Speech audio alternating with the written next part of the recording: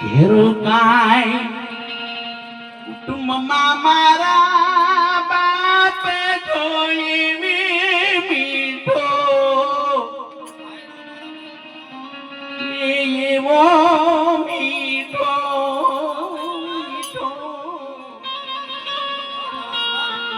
સાઈડો છે મારા બાપનો રે એવો મીઠો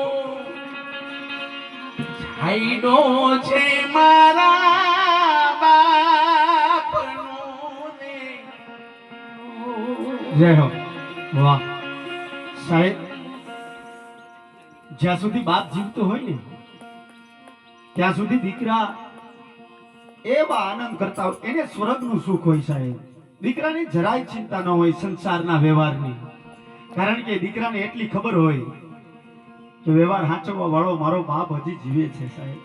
અને વ્યવહાર તમામ હોય ને બાપ કદાચ પરિપૂર્ણ કરી લે, પણ જેનો બાપ ગુજરી જાય ને, આજે મુસ પર તાવ દઈને વાત કરે છે ને સાહેબ, એ 2019 સુધી તો એવો આનંદ કરતો હતો કે જેની પૂછે વાત નહીં. પણ 2019માં મેં મારા બાપનો આંગળી ખોઈ નાખી છે, મેં મારા બાપને હાથ છોડી દીધો છે સાહેબ.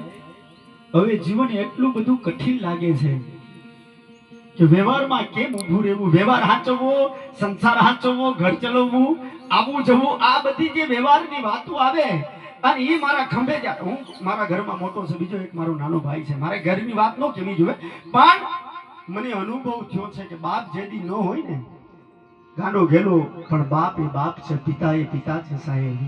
એની તોલે કોઈ ન આવી શકે. માટે ઇન્દ્ર ભારતી બાપુ કહે છે કે એ તો ઘેરો વડલા જેવી એની ચિત્ર છાઈ હતી સાહેબ. ગમે તેટલો મોટો માણસ થઈ જાય ને, પણ જ્યાં સુધી બાપ જીવતો હોય ને ત્યાં સુધી એને ઊની હનપ નો આવવા દે. એવા બાપને અહીંયા લાડ લડાવ્યું છે. મારા પરમાત્માને સદગુરુ માલિકને એટલી અરજી કરું કે આ દુનિયામાં જેના પણ બાપ છે એને કાયમ માટે હાચવજે પ્રમાત્મા. અને જે બાપ પડદે થઈ ગયા હોય એ બાપના આત્માને સદગતિ આપજે પ્રમાત્મા, તારું સાચું શરણું આપજે, એવી ઈચ્છા પ્રાર્થના કરું છું મિત્રો. ત્યારે જ અમારા મંગળ દાદાના નામની પાછળ અમારા રણજીતભાઈ, અમારા રાવજીભાઈ કદાચ અંતરના ભાવથી આજ પિતાને શ્રદ્ધાંજલિ અર્પણ કરે છે. ઇન્દ્ર ભારતી બાપુના શબ્દને વાગોડીએ.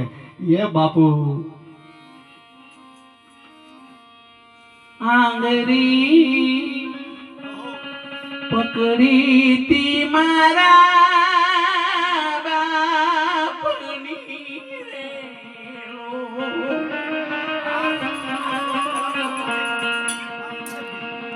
એવી આંગળી પકડી તી મારા બાપની રે ચાલ્યો હું તો ડગમગુ ચાલે જોઈએ વેઠીલે ચલવતાય મને ચાલતા રે એવા ચલાવ્યા ચિલે રે યમને ચાલતા રે માથે મીઠું છાંયડો છે મારા બાપનો રે.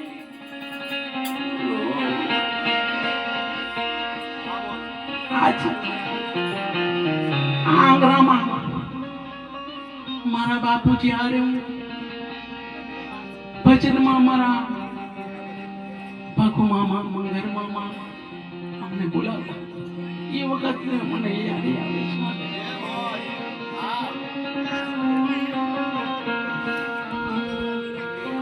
ટુકડામાંથી ટુકડો ઈ તો આપતા રે. અહીંયા સાહેબ ભજન તો બધા બહુ ગાય, અને ભજન રાગ રાગીણીથી કરતા હોય, સંગીતથી કરતા હોય, મજા આવે ત્યારે કરતા હોય, પણ જે અંતરથી શબ્દનો નાદ નીકળે ને સાહેબ, એને પ્રભુને સાંભળવો પડે સાહેબ.